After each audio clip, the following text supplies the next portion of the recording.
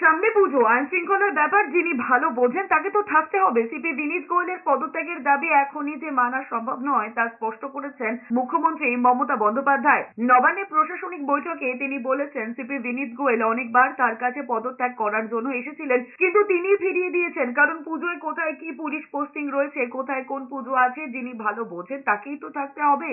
আন্দোলনকারীরা যখন নির্যাতিতার বিচারের পাশাপাশি সিপি বিনীত গোয়েলের পদত্যাগের দাবিতে আন্দোলন চালিয়ে যাচ্ছেন, লালবাজারে গিয়ে ডেপুটেশন দিয়েছেন, তখন মুখ্যমন্ত্রীর বক্তব্য কিছুদিন ধৈর্য ধরলে কি মহাভারত অশুদ্ধ হয়ে যাবে নাকি? কলকাতার পুলিশ কমিশনারের পদ থেকে বিনীত গোয়েলের ইস্তফার দাবিতে টানা 22 ঘন্টা অবস্থানের পর হাতে প্রতীকী মেরুদণ্ড নিয়ে কদিন আগেই লালবাজারে ডেপুটেশন দিয়েছেন আরজি করের জুনিয়র ডাক্তারেরা।